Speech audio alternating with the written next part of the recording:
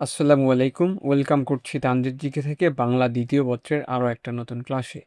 এই ক্লাসে আমরা আলোচনা করব বানান নিয়ে, অর্থাৎ বানানের নিয়ম নিয়ে। এই একটা ক্লাস করলেই তোমাদের 100% সমাধান হয়ে যাবে। বানান নিয়ে আর কখনোই কোনো টিচারের কাছে ক্লাস করতে হবে না ইনশাল্লাহ। এই যে নিয়মগুলো নিয়ে আলোচনা করা হবে, এই নিয়মের মধ্যে থেকে তোমরা 100% কমন পাবা। এই নিয়মের বাইরে থেকে মনে হয় না প্রশ্ন হবে, হওয়ার সম্ভাবনা খুবই কম। ওকে, তাহলে চলো আজকের ক্লাস ভিডিওটা শুরু করা যাক। এই ক্লাসে অনেকগুলো নিয়ম নিয়ে আলোচনা করা হবে, আর যে নিয়মগুলোর কথা আমি বেশি বলে দিব ওই নিয়মগুলা একটু বেশিই পড়বা। ওকে, সো আমরা হচ্ছে 1 নাম্বার নিয়মটা দেখব। এখানে বলা হয়েছে দেশ, ভাষা ও জাতির নামের পূর্বে হ্রস্বইকার হয়। আমি আবারও বলছি, দেশ, ভাষা ও জাতির নামের পূর্বে, মানে জাতির নামের বানানে হ্রস্বইকার হবে। জাতি যেমন জাপানি, এই যে জাপানিতে নয়, মানে হিস্যিকার হইছে, হ্রস্বইকার হইছে। পাকিস্তানি, তুর্কি, বাঙালি, মানে সবগুলাই হ্রস্বইকার হবে। ভাষা দেখো, ভাষাতে হচ্ছে আরবি, হিন্দি, নেপালি, সিংহলি। তো এই সবগুলাতেই দেখো হ্রস্বইকার হইছে, মানে দেশ, ভাষা ও জাতির নামের বানানে হ্রস্বইকার হবে। দেশ যেমন ইতালি, চিলি, তারপরে গিনি, গ্রিস, সবগুলাই হ্রস্বইকার। ব্যতিক্রম হচ্ছে 3টা আছে। এই 3টা ব্যতীত পৃথিবীতে যত জাতি, ভাষা, দেশ আছে সবগুলোতেই হ্রস্বইকার হবে। আর ব্যতিক্রম 3টা কোনগুলো? চীন চয়ে দীর্ঘিকার হবে, মালদ্বীপে দয়ে বয়ে যুক্ত দীর্ঘিকার হবে, শ্রীলঙ্কাতে দীর্ঘিকার হবে। এই 3টাই হচ্ছে ব্যতিক্রম।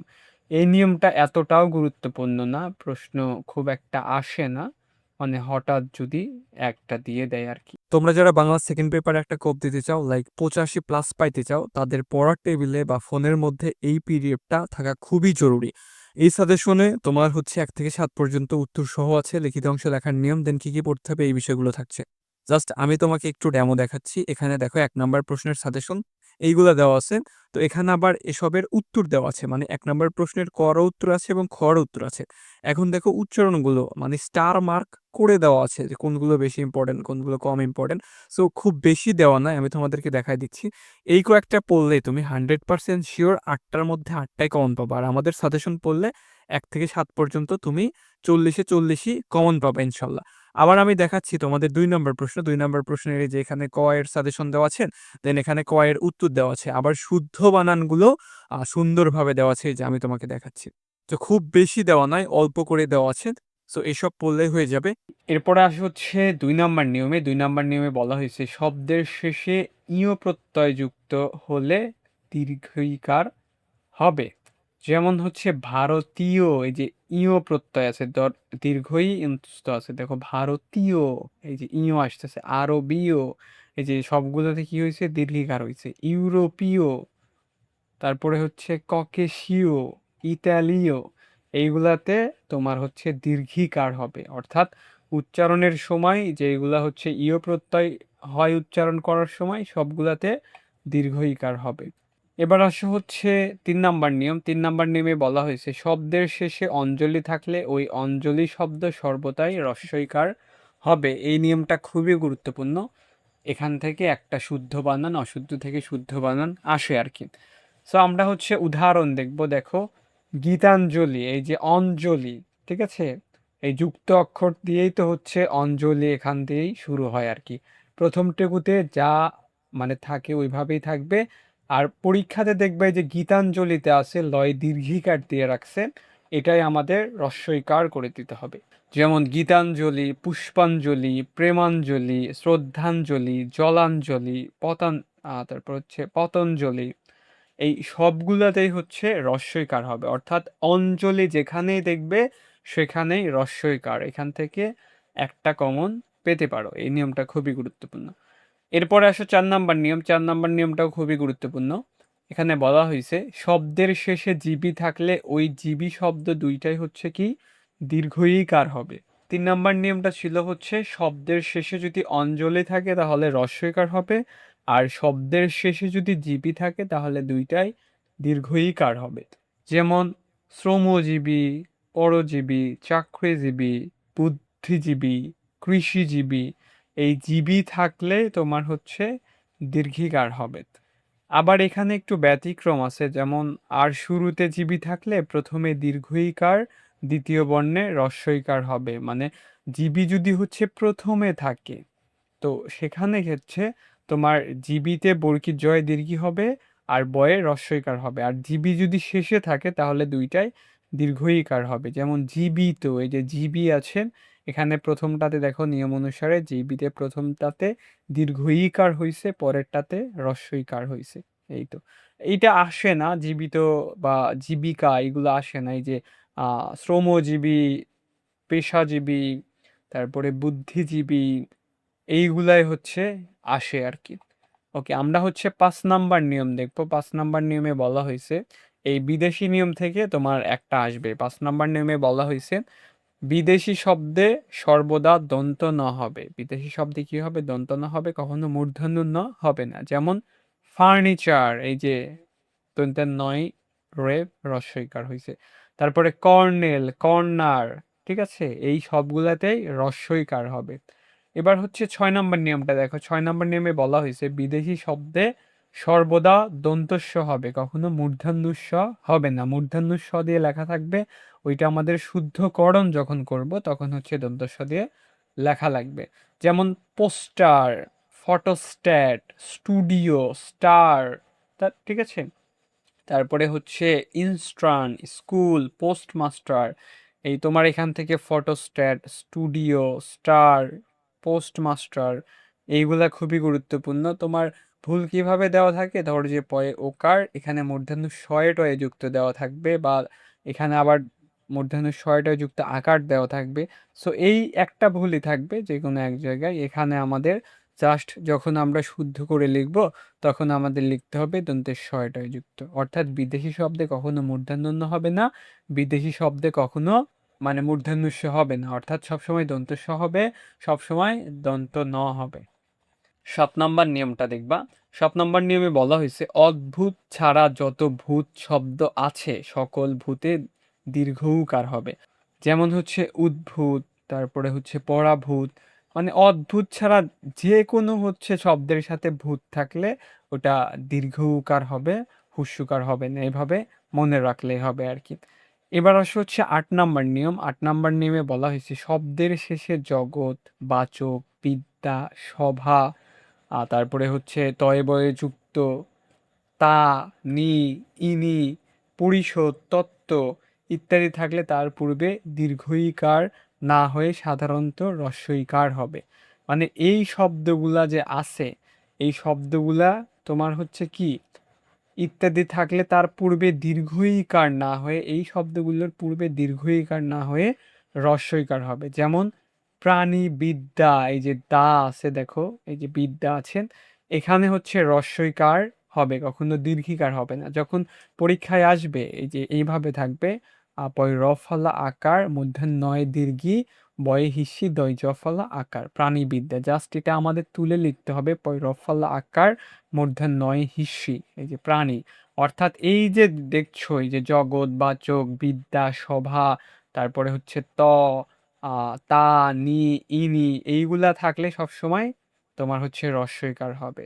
যেমন প্রতিযোগিতা, প্রণয়িনী, মন্ত্রিসভা, ঠিক আছে। তারপরে এই যে সভা আছে, সবার ওখানে। তারপরে মন্ত্রিত্ব, এই যে তয় বয়ে যুক্ত আছে, প্রাণী জগৎ, ঠিক আছে। তো এইসবে তোমার হচ্ছে সবসময় দীর্ঘইকার হবে না, এটা সবসময় হচ্ছে হ্রস্বইকার হবে। ব্যতিক্রম হচ্ছে সতীত্ব, কুমারিত্ব, এইগুলো আসে না খুব একটা। সো এখান থেকে তোমার প্রাণীবিদ্যা, প্রতিদ্বন্দ্বিতা, প্রতিযোগিতা, প্রণয়িনী, তারপরে হচ্ছে প্রাণী জগৎ, এই তোমার হচ্ছে উদাহরণগুলা খুবই গুরুত্বপূর্ণ। এরপরে 9 নাম্বার আসো। এখানে বলা হয়েছে বিশেষণবাচক আলি প্রত্যয় যুক্ত শব্দে ইকার হবে, আর বিশেষ্যবাচক আলি প্রত্যয় যুগে দীর্ঘ ইকার হবে। বিশেষণবাচকে হচ্ছে তোমার আহ হস্যইকার হবে, অর্থাৎ হিস্যইকার হবে, আর বিশেষ্যবাচকে হচ্ছে তোমার দীর্ঘ ইকার হবে। যেমন হচ্ছে সোনালী, রূপালী, মিতালি, বর্ণালী, এই সবগুলাতে হ্রস্বইকার হয়েছে, ঠিক আছে। যেমন আলী প্রত্যয় যুগে। আর ব্যতিক্রম হচ্ছে তোমার এই যে সোনালী ব্যাঙ যখন বলে তাহলে হচ্ছে নির্দিষ্ট করে বলল এটা হচ্ছে তোমার বিশেষ্যবাচক হয়ে গেল। তারপর রূপালী ব্যাঙ, এই তো। আর বিশেষণ হচ্ছে ওই যে বিশেষণ দোষ গুণ অবস্থা পরিমাণ সংখ্যা এগুলা বুঝায় না, তো সোনালী রূপালী এইগুলাতে তোমার হচ্ছে এটা বিশেষণ বাচক, যার জন্য রস্বই কার হয়েছে। এবার আসে হচ্ছে 10 নম্বর নিয়মে। 10 নম্বরে বলা হয়েছে রেফের পরে ব্যঞ্জন বর্ণের দ্বিত্ব হবে না, অর্থাৎ রেফের পরে কখনো ব্যঞ্জন বর্ণ দ্বিত্ব হবে না, এইগুলা হচ্ছে সিঙ্গেল বর্ণতে হবে। এই যে গর্জনে ছিল, এই যে বর্গীর জয়ে জয়ে যুক্ত রেপ ছিল, এটা এইভাবে হবে না, জাস্ট হবে গ বর্গীর জয় রেপ দন্ত না গর্জন। কার্যতে হচ্ছে এই যে ডাবল জ, অর্থাৎ দ্বিত্ব হবে না আর কি, অন্তস্থ জয় জ ফলা রেপ আছে, এইভাবে হবে না, এই জ ফলাটা হবে না এখানে, কায়াকারে কা অন্তস্থ জয় রেপ কার্য। সৌন্দর্যতে এই যে দ্বিত্ব আছে এখানে, এটা ভুল, সৌন্দর্য হবে এইরকম, এই জ ফলাটা হবে না এভাবে, অর্থাৎ রেফের পরে কখনো ব্যঞ্জন বর্ণের দ্বিত্ব হবে না। এইগুলা তোমরা হচ্ছে যখন ওই যে বাংলা একাডেমি প্রমিত বাংলা বানানের 5টা নিয়ম পড়বা, ওই নিয়মের মধ্যে এসব আছে। এবার আসো 11 নম্বর নিয়মে। 11 নম্বরে বলা হয়েছে রাম, চন্দ্র, রূপ, গৃহ প্লাস হচ্ছে আয়ন প্রত্যয় যুক্ত হলে মূর্ধন্য ন হবে, অর্থাৎ এই যে রামায়ণ, ঠিক আছে, তারপরে হচ্ছে রূপায়ণ, গৃহায়ণ, আহ গৃহায়ণ, এইগুলাতে তোমার হচ্ছে কি হবে, মূর্ধন্য ন হবে, ঠিক আছে। যে রামায়ণ এইটা গুরুত্বপূর্ণ, আর রূপায়ণ এটা গুরুত্বপূর্ণ, এই তোমার হচ্ছে উদাহরণগুলো।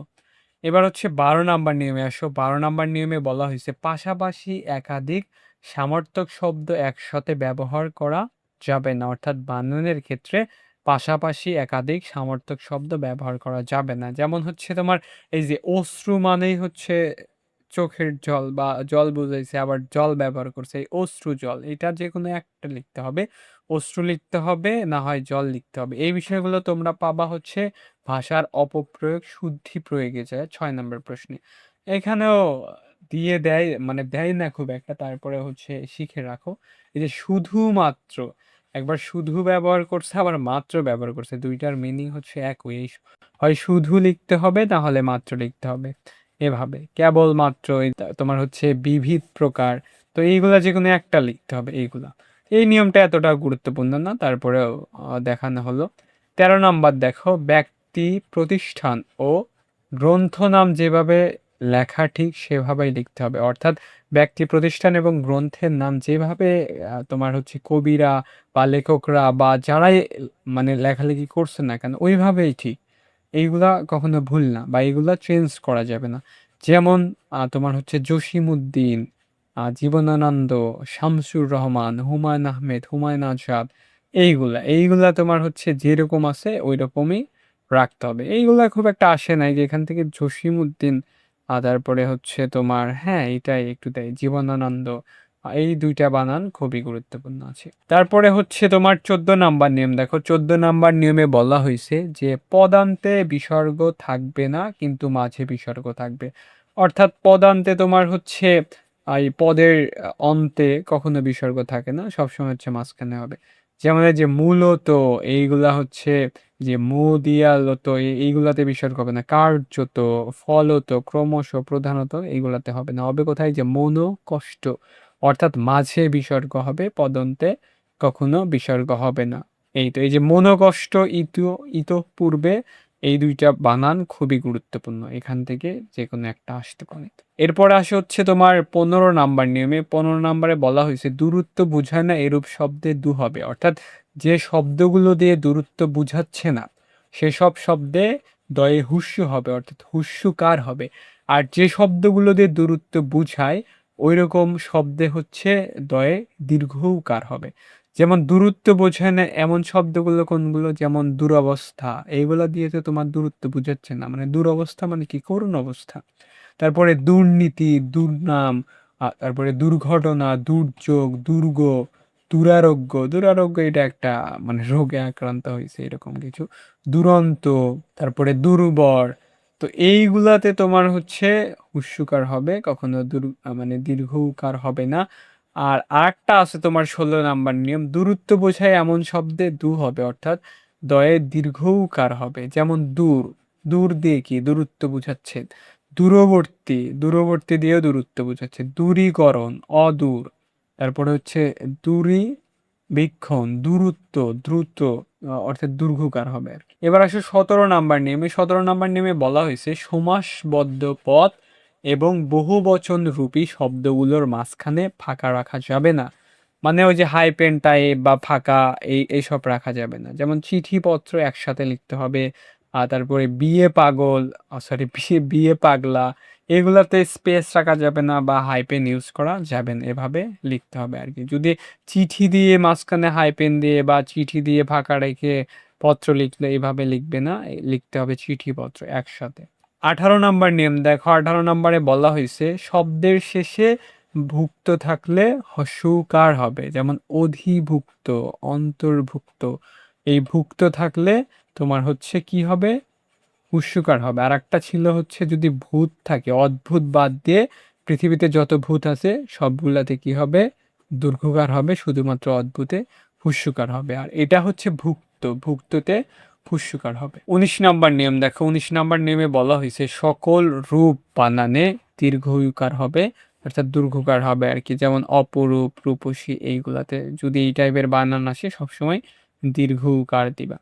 20 নাম্বার নিয়ম দেখো, 20 নাম্বার নিয়মে বলা হয়েছে শব্দের শেষে বতি, মতি, গামী, কামী, বাহী, মুখী, পন্থী, এইগুলা যদি থাকে তাহলে দীর্ঘ ইকার হবে। যেমন গুণবতী, রূপবতী, বুদ্ধিমতী, তারপরে পদ্মাবতী, অনুগামী, পরিবাহী, গরায়সী, এইগুলাতে তোমার হচ্ছে দীর্ঘ ইকার হবে। পদের শেষে যদি এই যে বতি, মতি, গামী, কামী এইগুলা থাকে দীর্ঘ ইকার। তারপরে 21 নম্বর নিয়ম দেখো, রেপ থাকলে পুন হবে আর রেপ না থাকলে এই যে পুন হবে। অর্থাৎ রেপ যদি থাকে তাহলে তোমার শুধু পয়ে হুস্যু দন্ত ন হবে, আর রেপ যদি না থাকে তাহলে পয়ে হুস্যু দন্ত ন বিসর্গ হবে।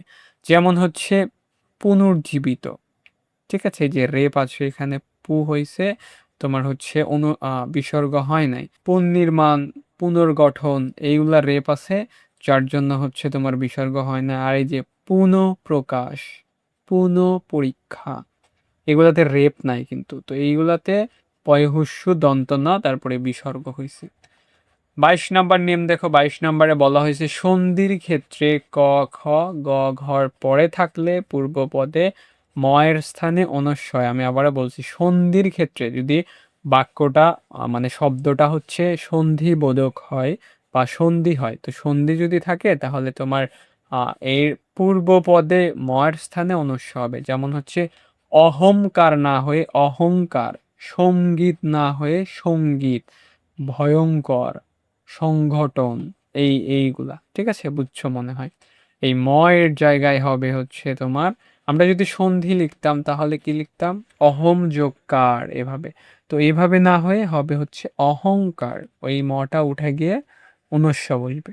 আমরা হচ্ছে এবার 23 নম্বর নিয়মটা দেখব। 23 নম্বর নিয়মে বলা হয়েছে সন্ধিবদ্ধ না হলে ও এর স্থানে অনুস্বর হবে না। অর্থাৎ শব্দটি যদি সন্ধিবদ্ধ না হয়, সন্ধি বিচ্ছেদ না করা যায়, তাহলে হচ্ছে ও এর জায়গায় ওই হবে, অনুস্বর হবে না। আগের নিয়মটা ছিল হচ্ছে সন্ধির ক্ষেত্রে তোমার ক, খ, গ, ঘ এর পরে থাকলে পূর্বপদে ময়ের জায়গায় হচ্ছে অনুস্বর হবে।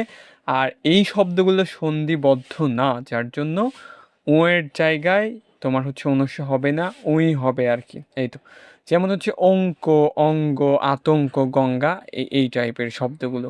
24 নম্বর নিয়ম দেখো, অপ্রাণীবাচক এবং ইতর প্রাণীবাচক অতৎসম শব্দের শেষে ইকার হবে। যেমন বাড়ি, গাড়ি, চাবি, পাখি, হাতি, মানে এই নিয়মটা এতটাও গুরুত্বপূর্ণ না।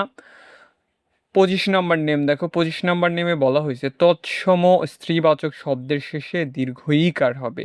তৎসম যেগুলো স্ত্রীবাচক শব্দ আছে সেইগুলোতে দীর্ঘ ইকার হবে। যেমন জননী, স্ত্রী, নারী, মায়াবিনী, মায়াবতী।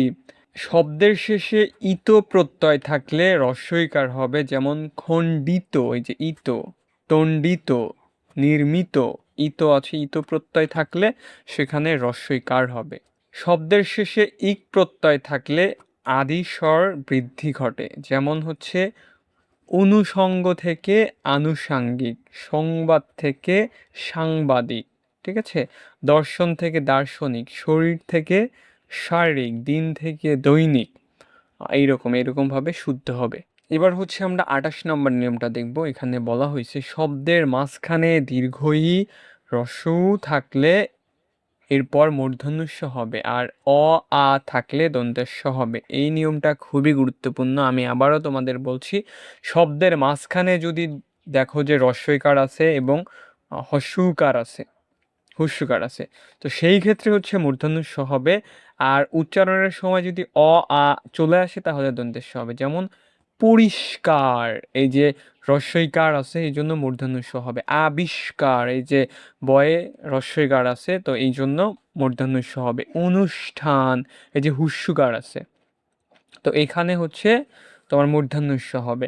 আর এই যে তোমার এখানে দেখো পুরস্কারে পুরো, এই যে উচ্চারণ করার সময় পুরো পু অ চলে আসতেছে। তিরস্কার, নমস্কার, মানে যেইগুলাতে অ আ আসে তির, এই যে নম। আর এখানে দেখো এই যে পরি ই, আবি ই আসতেছে, অনু মানে হস্যু আসতেছে। তো এইগুলাতে হচ্ছে তোমার ওই মূর্ধন্য ষ হবে। আর যেগুলাতে উচ্চারণের সময় অ আ চলে আসে সেগুলাতে দন্ত্য স হবে। 29 নম্বর নিয়মটা আমরা দেখবো। এখানে তোমার হচ্ছে দুইটা নিয়মের কথা বলা হয়েছে। একটা হচ্ছে দন্তের শয়ে তয়ে যুক্ত, আর একটা দন্তের শয়ে থয়ে যুক্ত। যদি হচ্ছে দন্তের শয়ে তয়ে যুক্ত এই শব্দটি ত প্রত্যয়যুক্ত শব্দে গঠিত হয়। আর দন্তের শয়ে থয়ে এক কথায় প্রকাশ বুঝাবে, গ্রাস করা বুঝালে তোমার হচ্ছে শব্দের শেষে দন্তের শয়ে তয়ে হবে। যেমন হচ্ছে দেখো বিশ্বস্ত, আশ্বস্ত, বিন্যস্ত, ঠিক আছে। আর এখানে কি বলছে তোমার দন্তের শয়ে থয়ে এক কথায় প্রকাশ বুঝাবে। যেমন হচ্ছে তোমার কি আছে, এই যে কণ্ঠস্থ, মুখস্থ, মানে এক কথায় প্রকাশ বুঝাচ্ছে। গৃহস্থ, ক্ষতিগ্রস্ত। ওকে, 30 নম্বর নেমটা দেখো। এখানে বলা হয়েছে কারি এবং কারি, অর্থাৎ হচ্ছে কয়ে আকার রয়ে দীর্ঘইকার, আর একটা হচ্ছে কয়ে আকার রয়ে হস্যিকার। ব্যক্তিবাচক শব্দের বানানে কারি হবে, অর্থাৎ কয়ে আকার রয়ে দীর্ঘইকার হবে। আর অব্যক্তিবাচক শব্দে হচ্ছে কারি হবে। ব্যক্তিবাচক শব্দ কোনগুলো? যেমন আবেদনকারী, সহকারী, উপকারী, অপকারী, এরকম। আর অব্যক্তিবাচক সরকারি, দরকারি, তরকারি, এগুলাতে হ্রস্বইকার, আর ব্যক্তিবাচকে হচ্ছে তোমার দীর্ঘইকার। এবার হচ্ছে আমরা বানান টেকনিক দেখব। এখানে বলা হয়েছে তোমার, আমি বুঝাচ্ছি। 121, 121 কিভাবে হবে? এখানে যে প্রথমে হ্রস্বইকার আছে, দীর্ঘইকার আছে, তারপরে কি হ্রস্বইকার আছে। তো এটা হচ্ছে 1 to 1। তারপরে হচ্ছে হুস্যু দুর্গু হুস্যু। সো 121-এর যে তোমার হচ্ছে বানানগুলো আছে, প্রথমে হচ্ছে হ্রস্বইকার হবে, পরে দীর্ঘিকার হবে, তারপরে আবার হ্রস্বইকার হবে, আবার হুস্যুকার হবে, দীর্ঘকার হবে, হুস্যুকার হবে, এইরকম। ওকে, তো যেমন হচ্ছে মুমূর্ষ, দেখো ময়ে হুস্যু ময়ে দুর্গু, এই যে 121, অর্থাৎ প্রথমে হুস্যুকার দীর্ঘকার দিয়ে 2 বুঝাইছে, হুস্যুকার দিয়ে 1 বুঝাইছে। আবার হিস্যিকার দিয়ে 1 বুঝাইছে, দীর্ঘইকার দিয়ে 2 বুঝাইছে, হিস্যিকার দিয়ে 1 বুঝাইছে। যেমন পিপিলিকা, পয় হিস্যি পয় দীর্ঘি লয় হিস্যি কয় আকার, বিভীষিকা, নিপীড়িত, এইরকম আর কি। তারপরে দেখা হচ্ছে অনন। অনন মানে হচ্ছে 2টা হ্রস্বইকার হবে, যেমন অতিথি, বিকরণ, কাহিনী, তিতিখা, পানিনি, এইগুলা। তারপরে দেখা হচ্ছে 1 2, অর্থাৎ তোমার 12 বলা যেতে পারে। এটা হচ্ছে প্রথমে হ্রস্বইকার হবে, পরে দীর্ঘিকার হবে, আবার যদি হুস্যকার হয় পরে দীর্ঘকার হবে। যেমন নিরহ, নিরহ, নিরক্ষণ। তারপরে হচ্ছে মুহূর্ত, এই যে মুহূর্ত, মুমূর্ষ, নিশীথ। তারপরে শুশ্রূষা, মানে হুস্যু দুর্গু হুস্যু, এরকম, বা হুস্যু দুর্ঘ, এরকম হবে। তারপরে দেখা হচ্ছে প্রথমে দীর্ঘইকার হবে, পরে হ্রস্বইকার হবে, প্রথমে দীর্ঘকার হবে, পরে হচ্ছে হুস্যকার হবে, অর্থাৎ 2 1 21, এভাবে মনে রাখলে হবে। যেমন মরীচিকা, শারীরিক, এই যে প্রথমে দীর্ঘিকার হিস্যিকার, দীর্ঘিকার হিস্যিকার, এভাবে। তারপরে 2 2 মানে হচ্ছে তোমার 2টাই দীর্ঘিকার হবে, 2টাই দীর্ঘকার হবে। ওকে, যেমন সমীচীন, এইগুলা খুবই গুরুত্বপূর্ণ। সমীচীন, উদীচী, মনীষী, ঠিক আছে। আইনজীবী, জীবী বানান এমনিতেই দীর্ঘিকার হয়, তো এই বানানগুলাতে হবে হচ্ছে 2 দিয়ে, অর্থাৎ 22 হবে। তারপরে দেখো হচ্ছে তোমার সবগুলাই 1 হবে, ঠিক আছে। মানে হিস্যি হিস্যি হিস্যি, হুস্যু হুস্যু হুস্যু, যতগুলো আছে সবগুলা হিস্যি হুস্যু হবে। যেমন হচ্ছে তোমার মুহুর্মুহ, তারপরে হচ্ছে অপিনিহিতি, তো এইগুলাতে হচ্ছে তোমার সবগুলাই হুস্যকার, সবগুলাই হিস্যিকার। তারপরে দেখো 1 to 1 to মানে হিস্যি দীর্ঘি হিস্যি দীর্ঘি এরকম। ওকে, যেমন হচ্ছে নিশুইথিনি, এই যে হিস্যি দীর্ঘি। তারপরে হচ্ছে কিরিটিনি, তো এখানেও হিস্যি দীর্ঘি অর্থাৎ 1 to 1 to। তো এই ছিল তোমাদের হচ্ছে বানানের ক্লাস। ক্লাসটি ভালো লাগলে অবশ্যই একটা লাইক করে দিবে। চ্যানেলে নতুন হয়ে থাকলে চ্যানেলটিকে সাবস্ক্রাইব করে পাশে থাকা ঘন্টা বাটনটি অল করে দিবে। সবাই ভালো থাকো, সুস্থ থাকো, ভালোভাবে পড়াশোনা করো। বাংলা দ্বিতীয় পত্রের প্রথম পত্রে কোন টপিকের উপরে ভিডিও চাও কমেন্ট করে জানিও। আজকের মতো এই পর্যন্তই। আল্লাহ হাফেজ।